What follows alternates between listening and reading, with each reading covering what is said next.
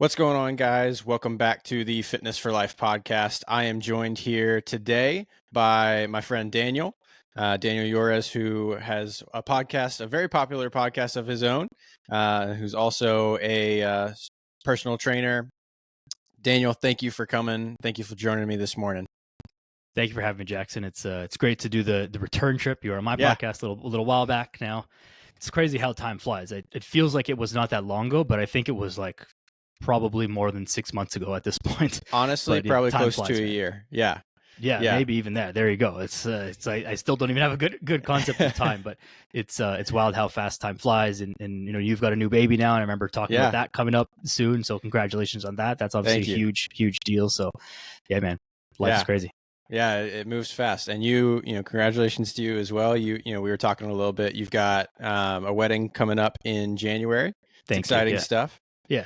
Exciting is definitely one word to describe it. Sometimes, you know, it's supposed to be big and fun and all this stuff, and sometimes it feels like more of a not I want to say second job, but more work than fun for certain points of it. So I'm excited for the planning stages, but I'll be excited, you know, just to actually have the thing and, like, you know, throw it all together. So yeah. Well, and honestly, that brings up a good point. If we can, you know, if we want to relate that to fitness, you know, the planning stages, right? People talk about one of the things that I always run into with my clients is a desire for the results without the desire for, you know, the will to go through those planning stages, especially in terms of nutrition, right? Yeah. And that's very similar to what you guys want. Like, I remember planning, you know, with my wife planning our wedding.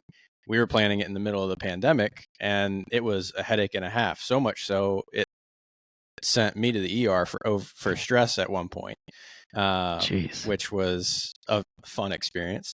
But you know, I know a lot of people, you know, they don't want to do the work involved in the planning, and so a lot of times they don't get to that point where they can celebrate, right?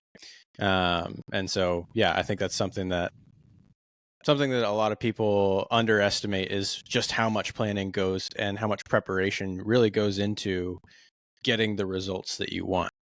Yeah, I think this goes for everything. It's such a good analogy and not one that I'd thought of before. Yeah. So thank you for bringing that up. But I think it's really easy to say with the wedding is like, if you just told, you know, your family and friends, like, hey, we're having a wedding on this day, show up.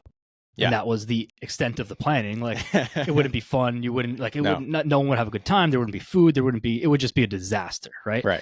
And treating your fitness like that, which is a lot of people do, is like, hey, I'm just gonna like start eating healthy.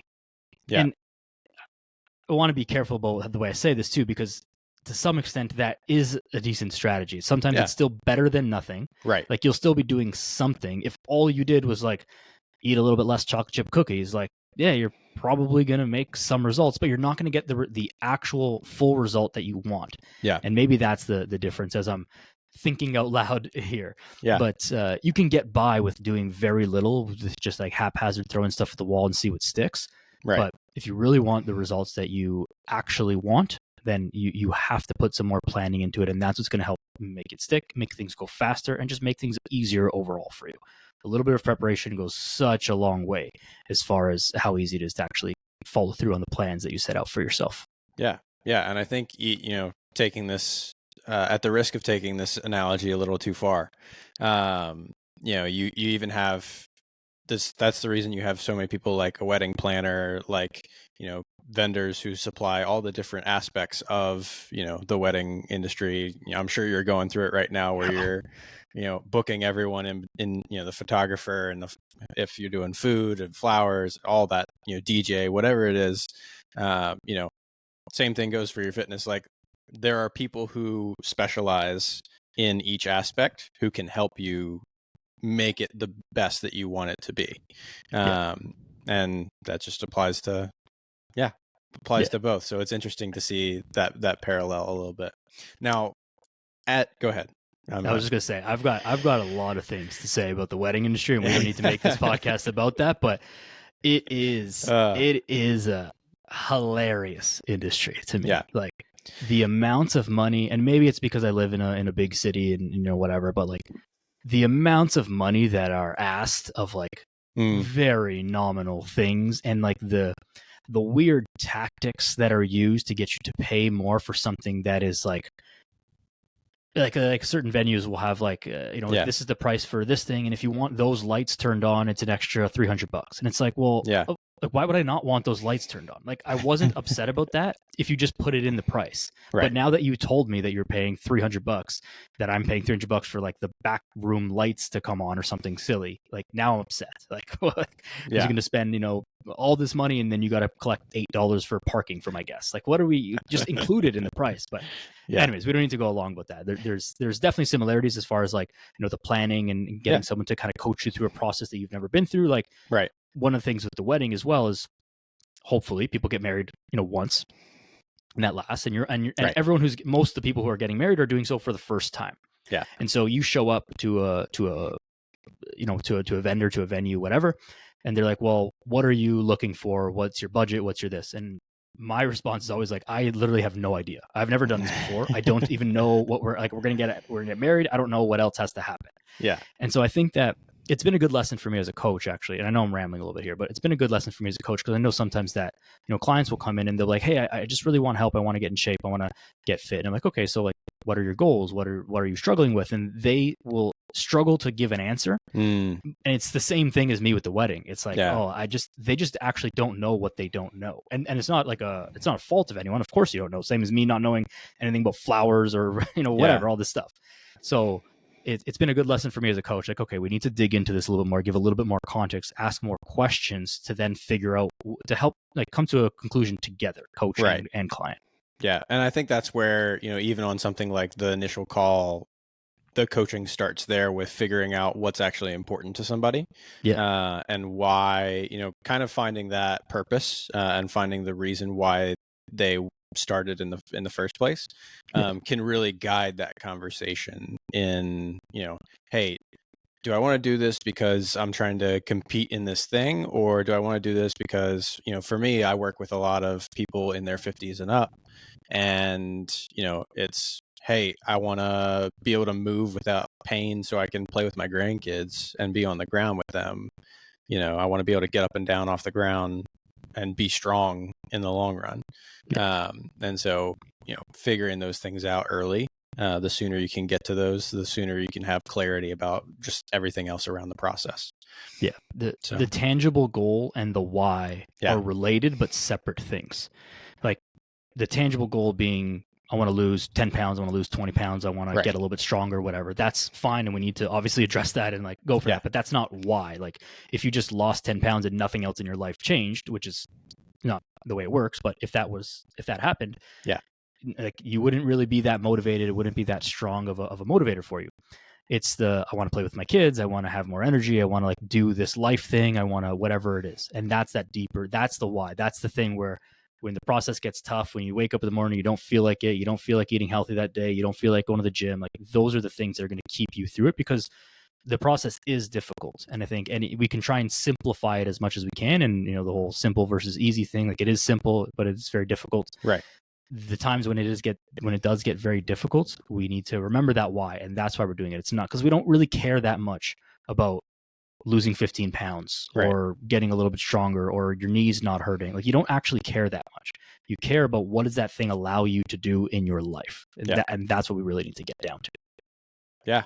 Yeah, absolutely. And, you talk about, simplifying the process. One of the things that we were talking about before we hopped on is, you are finding yourself being more flexible in your approach when clients come to you with different, like, notions of how they want to approach the process. Can you talk to me a little bit about, what that's looked like for you? And go ahead and provide the example we had kind of discussed a little bit.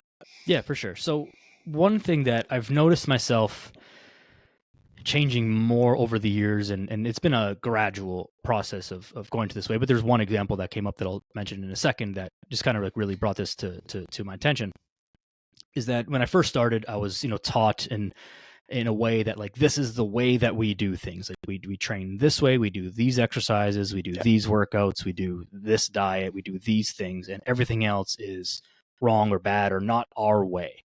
And that was the way that I was taught initially. And I think everyone is taught that way to some extent. And Of course, there's value in it because that approach probably does work, probably doesn't work for every single person ever, but anything can work.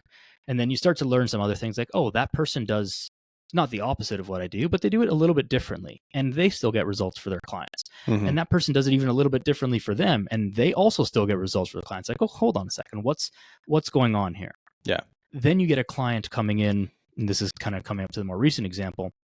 And this has happened a number of times, of course, but just one in the past couple of weeks, where people like us, most fitness people, when you hire a coach, it's not like you just have never consumed any fitness content or heard anything about nutrition or workouts ever, and then all of a sudden you just hire this coach and whatever they say is like gospel. Most people have, again, consume fitness content and have some idea of some things that they want to do or that they believe in or that they don't believe in or whatever. Yeah. So I had a client, he came in and he's very much into intermittent fasting, which is not, I'm not against it. I think it's a great tool. I think it's, has uses like everything, and everything's there's a time and a place for everything. But he's very much like wants to do intermittent fasting. Earlier on in my career, I would have like spent way too much time and energy trying to convince him that was a bad idea. And what that would have done is made him he probably wouldn't have ended up hiring me as his coach and like not stuck with it anyways. Yeah. But it wouldn't have been helpful. Instead, we can say, okay, what are the pros and cons of this intermittent fasting approach? For whatever reason he likes it, whatever content he's watched, other people, that's fine. I don't know the answer to that question, but that's fine. So we can spell out, and what I do is spell out like, okay, here are the pros and cons of what you're asking, or what you're asking for, what you want to do. And now that we know the pros and cons of this, then we can make a better decision as to whether or not this is the best approach for you at this time, and how we might use it sometimes, how we might not use it sometimes. And so I think the big change for me is just being a little bit more flexible and understanding more and more and more as I continue to progress, is like, there are so many ways to do this, and there are so few right ways. Yeah. Or there's zero right ways. Like, right. That's perfect. There are like some base principles that we must follow, but there are a lot of ways, infinite ways, to get towards that same base principle. So as long as we're doing that and not causing harm or doing something that is, I don't know, dangerous or harmful in the long run, then we can go about things a lot of different ways. And we need to be open and receptive to all those different possibilities. Yeah. Yeah, absolutely. I think that's something that shows maturity on your part as you're, moving through your process as a coach. And I think also, I found that to be the case when, I was in grad school and had just, spent 2 years basically learning under one guy. He was mentoring me through, junior and senior year of college, of my undergrad classes, and then, kind of went on my own and found new mentors at the next stage. But I was, at the time I was working as an athletic trainer. So I wasn't quite into the fitness side of things, but I was getting my strength and conditioning degree and working alongside the strength and conditioning staff at the ice rink at Liberty University. Anyways, so in the process, I was seeing all these different ways of handling, the sports performance side of things, and seeing, hey, there's 4 strength coaches that work here. They all do things really differently. And across the board, all the teams and athletes are performing pretty well. Like, there's not a whole lot of things that are, everybody's showing improvements, right, from one week to the next. And it's like, huh, they'll talk to each other about all the different aspects of, hey, this, you could do this, or you could do that, or, hey, you don't want to do this. But what I'm getting at is learning to adapt my style based on, holding an open mind with all these different mentors and all these different practices that I'm seeing are effective. I think it's the same thing that people should take that approach when they come to fitness, is, hey, there's not one cookie cutter method that works. If somebody is saying this is the only way, it's probably somebody who's not, they're not open-minded to how the body actually works to the variances in different people's physiology. I'll give a great example. I have a client who currently, when he was in his 30s, 20 years ago, he got a tumor pressing on his pituitary gland. And it was causing all kinds of hormonal issues that he was exercising like 5-6 hours a day. The output should have had him, losing weight, completely ripped, and all that sort of thing. And he was gaining like 5 pounds a week. Wow. As a result. And it's like, how do you hold that in hand with one another? But I think it's just good to understand that people are different, and different philosophies work for different people based on, I think the biggest thing is just what you actually enjoy doing, and what you find works within your life. Yeah, I mean, we know that there are so many different approaches, right? We have two extremes, and I always use these two extremes, and I like to use extreme examples only because it paints the picture very clearly, and obviously there's some problems with that, but we get the point. We have like the carnivore people and the vegan people, right? And there are influencers or groups online and whatever who promote both things. Both groups have amazing transformations that they can show, wild, crazy success stories that are absolutely true, and like so many positive things to say about their individual approaches. Meanwhile, those approaches are complete opposites to each other. Right. And so how is that possible? It's possible because there are way more people in the world than we think there are, right? If a carnivore person shows 1,000 transformations, there's 8 billion people in the world. Right. 1,000 transformations or positive stories, it's a percentage wise, it's negligible. And same on the vegan side, and same as everything. So you can find different approaches that work in completely different ways that follow the same base principles of a calorie deficit, keeping your protein high, moving a lot, sleeping a lot, like all the same basic stuff, but they just go about the problem at a different way. The issue lies in believing that is the only way. Right. And people kind of, believe in their own dogmatic stuff when you go too deep into it. But you need to understand what you're referencing earlier is you need to understand anatomy, you need to understand basic physiology.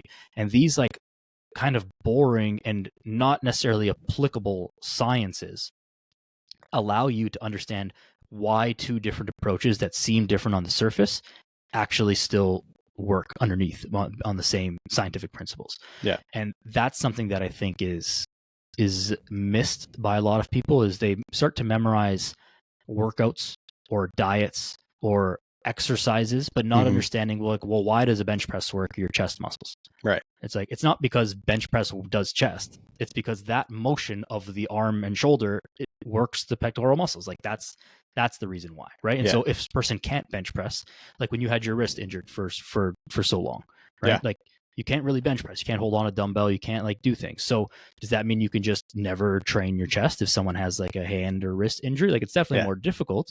But if you understand the anatomy, then you can figure out a way to still work that same muscle to still get a training effect, right? Of course, injuries change things, and maybe it's not going to be as best. You're not going to have your bench press PB while you have a broken wrist, but like you can still have some sort of a training effect. And so understanding those base principles is what allows you the intellectual flexibility to understand how different approaches can seem competing, but they still work. Yeah. And I think that's, I definitely want to separate the trust aspect, right? Because I think there is a good deal of, if people find somebody that they enjoy listening to, that they enjoy, that they know they can trust, and who's provided good information time and time again that has worked for them. I've seen that as well, where I've had people come and say like, hey, I love your stuff, but I also love this person's stuff because I've implemented their stuff and it's worked for me.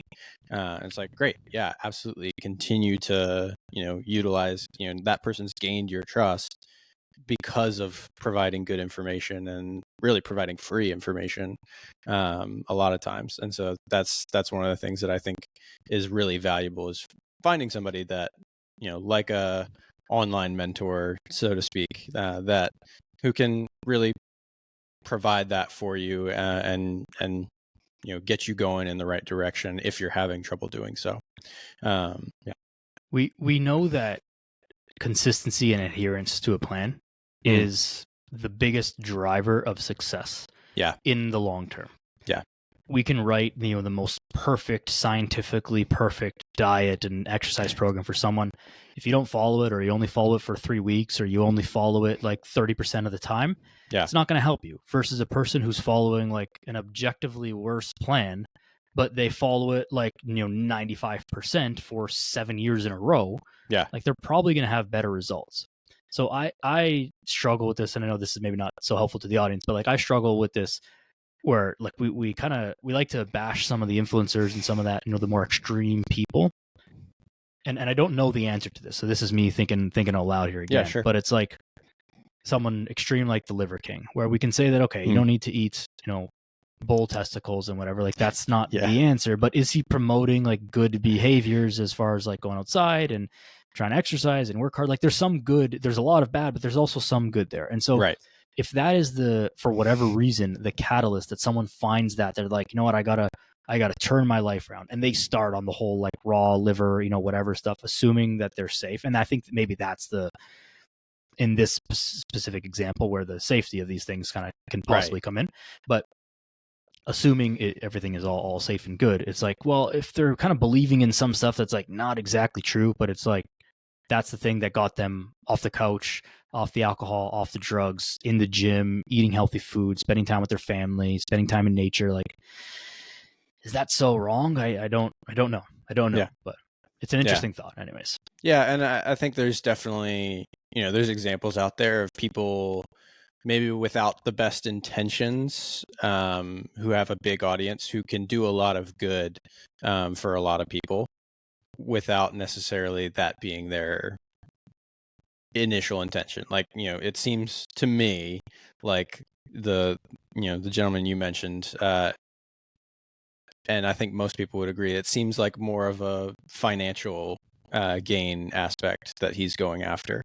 Sure. And there were a lot of lies. He's just a big character, like the whole steroids thing and whatever. There was a lot of lies in that. So maybe he's not a great example. But yes, I understand what you're saying. But you're right. He probably did a lot of good for probably a big number of people in motivating them to move, and to do, develop healthy habits and behaviors. And I think it's important to recognize that as a good starting place for some people. Everybody has to start somewhere, and like you said, if that's what gets you there, that's great. So, one of the things that, I think would be interesting to hear is like, as you're moving into, the stage of life where you're preparing for your wedding. I know you've also talked about, training the people who are doing the same. What does that look like? How has your training changed in preparation for your wedding, or has it at all? And if so, what does that look like for you? So for me, it's just it's a bigger why right now. Yeah. Because I'm happy with my physique. I'm happy with, of course, I want to be bigger and stronger and leaner and all that stuff. Sure. But but at this point in my life, it's not really going to move the needle for me that much. I'm not like depressed about my body, and that's not to say that, people can be. It's obviously it's okay, but like I'm good. So I don't have this like very strong motivator to change my physical appearance. Yeah. The wedding gives me that a little bit. It gives me a goal. Like I don't play sports anymore. It gives me something to train for, although it's not a sport, obviously. but it gives me something to aim at, to be like, hey, I want to be in my best shape by this date. So I've got a timeline. I've got a reason that's a little bit more than it would be nice. But then even still, it's not like that strong because again, like if I got married tomorrow with my current physique, I'd be like, that'd be totally okay. You know? So it's only changed my training in that I'm a little bit more focused. And that's starting like as of recording this podcast, like kind of this week, because I talked about it in the past, but then I had a snowboarding trip that I just came back from, which was amazing. Yeah. And I've been injured so much in my life that I was so worried about picking up like another serious injury on this trip, because it was 5 days of snowboarding in a row, which is a lot. Yeah. Too much almost. That I like. This is so silly to say, but I didn't even talk about that I was training differently or anything. I didn't even address it anywhere because I didn't want to jinx it. And that's how ridiculous it is. But that's how much I've been injured, and that's how much injuries have affected my life, both like personally and professionally and emotionally and all of these things. So now that that's past us, and thankfully didn't pick up any injuries, like everything is all good. Eating was different a little bit for that because I was thinking more about performance rather than an aesthetic change. So I wasn't in a deficit. Right. My training is training, but it was a little bit more like sport related and volume and athletic kind of stuff. Like I wasn't doing bicep curls to make my arms look better. Doesn't have anything to do with snowboarding. But now I'll transition into that, and so I've got 9 months, 10 months to get that done. And I've set a goal for myself that's a little bit ambitious. Whether I get there or not, I don't know, but I'm going to aim for it. And that's the important part, right? We chase numbers just to put a tangible thing on it. Like I've said that I want to get down to 9% body fat. Nice. One, am I actually going to have an accurate enough way to know that I'm at 9%? Like, no, I'm not. Yeah. I can look and measure and guess and use different machines and whatever, but like, it's just something to aim at. Does it actually matter whether it's 9% or 12% or no, it doesn't matter. It's like, am I lean? Am I happy? Like that's the thing that matters. But we just put something to aim at so that we can kind of track progress along the way. So as far as how's my training changing is I will have a little bit more of an aesthetic focus, which is new. I haven't really focused on that in a while. So a little bit more glory stuff, a little bit more kind of more upper body than lower body, which is different than a lot of the training that I've been doing over the past like several years. And definitely just the diet is going to be the thing that changes the most. Like getting down to 9% is pretty serious. So I'll have to diet in phases because I'm not just going to diet straight for 9 months. I'll probably do like little sprints along the way. Like being in a deficit for 9 months is like that's brutal. Not ideal. I don't even think it's brutal. It would be horrible, but I also just don't even think it's like the right strategy. Like I'm probably going to do 8-week sprints. So I'll be a little bit more aggressive in those 8 weeks with like 2 to 3 week breaks, depending on how I'm feeling, how things are going in between those. That way I can kind of get down in phases and also maintain as much muscle as possible. Cause I could just, crash diet and like stop eating and just run on the treadmill. But like, then I'm just going to lose a bunch of weight and also lose muscle. Like that's not good either. That doesn't get the look that you want. Right. So the look that you want has muscle. Like that's the thing that gives shape to your body, men and women. And I think this is something that people often miss or mistake. Right. Is that you need the muscle there. You can't just get skinny. Like dropping the number on the scale doesn't get you the body shape that you want. Necessarily. It's part of it, but it's not the only thing. You've got to strip some fat, but you need to have muscle. Otherwise, you just, for lack of a better analogy, you look like a bag of bones at the end of it. And that's not the shape that you want. Yeah. I think, the way you talk about, doing things in phases is something that I think a lot of people misunderstand about, particularly about building a healthy body through weight loss. Is, like you said, you want to be able to build muscle or to maintain the muscle that you have. And so, I've got clients right now who are in or who are approaching like 5, 6, 7 months of being in a deficit. And, I had to, really pump the brakes and say, hey, listen, I need you back up to maintenance for a little while. I need you to just work on maintaining and do that for a few weeks at least, because if you've been losing, and now all of a sudden, strength is going up, like I know that muscle is there, and it's building.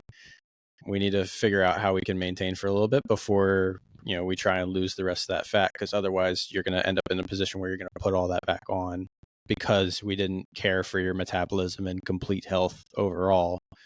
And if we, your hunger is going to be all over the place and sleep if we allow you to be in a deficit for that long. I was just speaking with mutual friend of ours, I believe, Russell Moore, who he was talking about, how to prep for a bodybuilding competition, and the sleep issues that come with the eating in that deficit for so long, that can be really detrimental to your overall health. And so I think it's just good for people to recognize that. And I think most people, that's one thing that I think a lot of people misunderstand is, you can't, unless you have just this massive surplus of body fat, you can't just continuously eat in a deficit. It might also even be the thing that holds some people back. Yeah. If you're trying to go too slow without a definitive end date in mind to that point, to that part of the deficit, Yeah.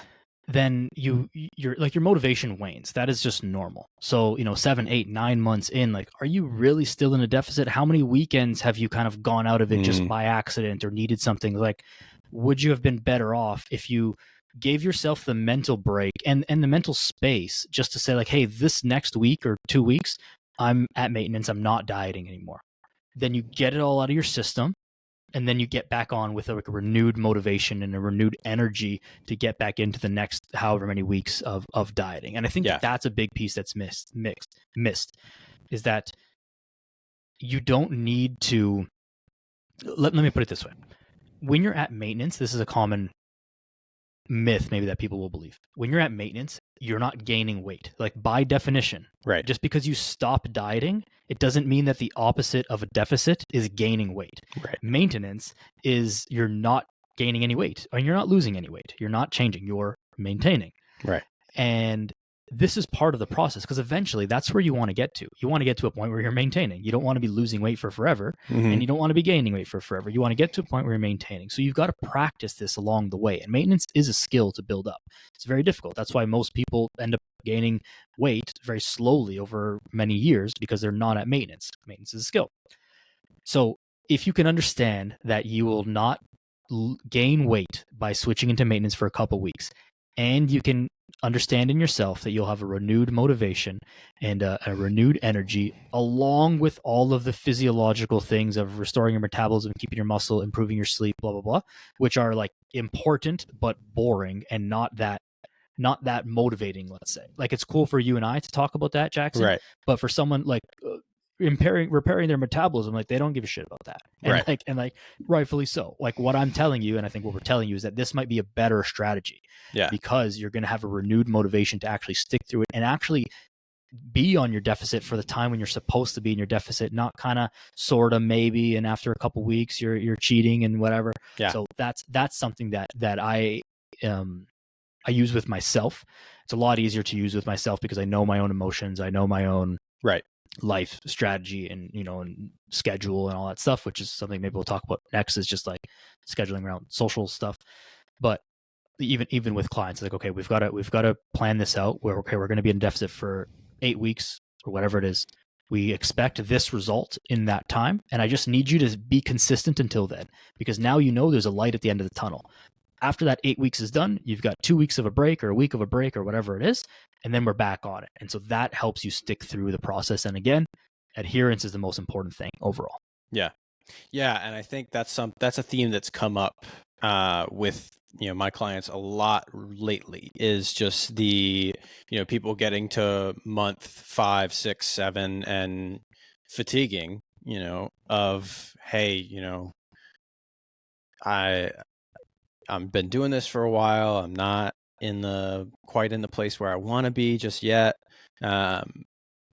And just frustration with the timeline, and me having to reiterate, like, okay, let's take a step back.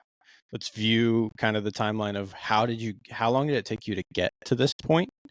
Was it 10 plus years of getting to this point where, you needed to lose not that many pounds compared to, from the understanding of, the long term. And for a lot of my clients, it's a pain thing, right? Or a mobility thing. Did it take 10 or 20 years for you to get to the point where you couldn't get up and down off the ground? For some, it's innate. It was some sort of birth issue or what have you, injury. But I think just taking that step back and saying, okay, we're made all this progress and you're only 5, 6, 7 months into it, let's take a breather, recognize that the progress we've made in such a short amount of time is worthwhile for the health effects that it's going to bring you.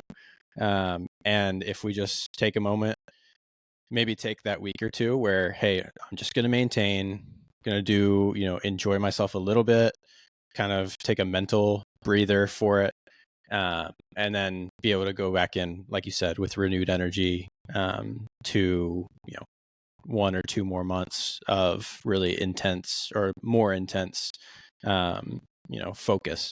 I think that can do a lot of good for a lot of people. And just recognizing the timeline. That's one of the things I work on with my clients right off the bat is like, hey, here's understanding like what your timeline for your progress is based on how long it took you to develop this problem. Okay. Yeah.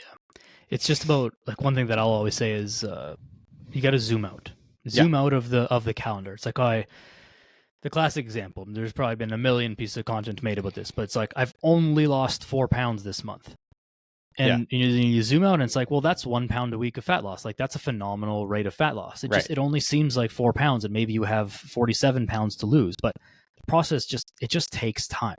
Yeah. Right. You didn't gain 47 pounds overnight. You're not going to lose it overnight either. Like, 1 pound a week is a great rate of fat loss. Can it go faster? Sure. But that also requires way more effort. It's way harder to do. And more than that, it's exponentially harder to stick to afterwards, right? Anyone can crash diet. You can stop eating and just run the treadmill for 6 hours a day. Yeah. You'll lose a lot of weight really fast that way, but you're not going to keep it. You're not going to be healthy. You're not going to feel good at that. Right. You're not even going to look good at the end of it.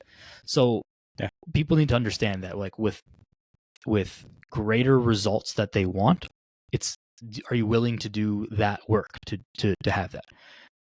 An example that might make more sense for some people is, like, people will say they want to be super rich. You want to be Elon Musk, right? You own all these things, you have all this money and whatever. Like, I would not trade my life for his, because from all accounts, like, that, he works like an insane amount. There's an insane amount of pressure and stress on him. It doesn't seem like he's have a great, put together family life. Maybe he does, maybe he doesn't, I don't know. But from the outside, it doesn't appear that way. There's all these negatives that come with being the richest man in the world, or the richest person in the world, or the CEO of some giant company or whatever. Right. And a lot of people wouldn't trade their life for that life, even though it means more money. So, like, there's cost to all these things. You want to lose weight faster? Fine. But this is what you have to do. Are you willing to do that? And is it even a good idea to do so? If yes, then great. If not, then, well, we have to continue on the way we're going, which, by the way, 4 pounds a month, 5 pounds a month, like, that's phenomenal. Yeah. And so we've just got to keep that in mind and remember the scale of this whole thing. Yeah. Yeah. And I think, one of this reminds me of a conversation I had actually on Facebook in the comments section of a post. I had, I was checking in with a client. He's like, hey, I'm down, 13 pounds in my first 7 weeks. I was like, that's fantastic. Great. What he didn't mention until posting in the comments of, I shouted him out on Facebook. What he didn't mention is, okay, not only has he lost 13 pounds, but his energy is way better, which was one of the main things we were going after. And his sleep apnea had pretty much completely resolved in less than 2 months of working with me. And I'm like, way cooler than losing 13 pounds. I'm like, that is so much better. Like, why would you even bother to tell me how much weight you had lost at that point? Then, tell me that your wife is sleeping better as a result of the changes that you made. And they have a young, or a toddler, I believe. And yeah, it's the difference that it makes from a health perspective. Just even a little bit of change like that is not negligible. And for him, it's like, if that's all he did over that time, worth it. Absolutely. 100%. Yeah. 100%. There's a lot of people who aren't that far away, right, from changing something. And 13 pounds in 7 weeks seems contrary to what we were just saying about the 1 pound a week thing. But at the same time, still, like, we know that it's not that crazy. It's still less than 2 pounds a week. Yeah. But at the same time, like, when you're just starting something, right, things happen very fast, and like it's weight, but sometimes there's a little bit of water, it's a little bit like there's other things going on. Yeah. So almost always like there's this big drop at the beginning and then it tails off, and like it'll average out over time to that 1 pound per week. This is why, again, misleading messaging. People will say, if you were not as honest of a person as you are, you would start promoting to everyone like my clients lose 15 pounds in 2 months or less. You know what I mean? And you're like, well, yeah, sometimes it happens, but like, then for the next 3 weeks, he maybe didn't lose another pound. And so it's like, whatever it is. And so people get these expectations in their head. Yeah. And we need to continue to reset those expectations to what's proper, that, hey, these things might happen. You might lose a little bit more weight at the beginning. And some people, this is coming from the coach, you need to know how to set expectations. And this is why, again, you need to know about the physiology and the anatomy and these things underlying. Yeah. Some clients who like for a couple of weeks, they don't lose any weight. Right. Even for the first month, 6 weeks, even 2 months, they don't, like, the scale moves a pound, 2 pounds, maybe. Yeah. And you look at their photos and it's like, well, you look like very different. Like, it's very clear that this person's body composition has changed. Yeah. But their weight hasn't changed. And so what happens there? Well, they've probably, for every pound of fat that they've lost, maybe they've gained a pound of muscle because they were very untrained and their body was ready to build muscle, all these things. And so the scale tells us a lot, but doesn't tell us everything. And so we need to, again, continue to set expectations accordingly, zoom out and look at the bigger picture, analyze it from a few different angles. Like, is we getting the result that we want? Yes. Because again, losing that 10 pounds, that 15 pounds, that's not the thing. It's correcting your sleep apnea, having your wife not kick you every 5 minutes in the night because you're snoring. And like, these are the things that matter, not the number on the scale. It's just a proxy. Yeah. Yeah, absolutely. I think that's fantastic. Well, Daniel, we are getting a little too long for my typical audience, so we're going to cut it short, I think, there. But if there's anything else you wanted to add to our conversation, I'd welcome it. No, this is great. I appreciate you having me on. I think we covered a lot, some good actionable stuff. The only one thing that I wanted to mention quickly, just following up to what we're talking about, is, and this could be a whole other thing, but I'll be very fast, is you need to also look at your social schedule and your life schedule and plan things around that. If you know that you have a vacation coming up, if you know that you have, birthdays, weddings, work things, like whatever it is, like that, if you've got a string of things in a row, that's a really good time to practice your maintenance. Don't try and be in a deficit when you have like a bunch of things pulling at you social wise. Like, that's not the thing, unless you're preparing for a bodybuilding competition or something like a little bit more than that, which I don't think people listening to this podcast are. Then that's the time to practice your maintenance, right? So you've got to match your life to what you're doing with your diet. So that's just one thing to look ahead for. But I mean, other than that, I think we covered a lot. I think this was a great chat, and I'm happy that you had me on. Yeah, absolutely. I appreciate you coming on. And just for the sake of those listening, where can people find you on the internet?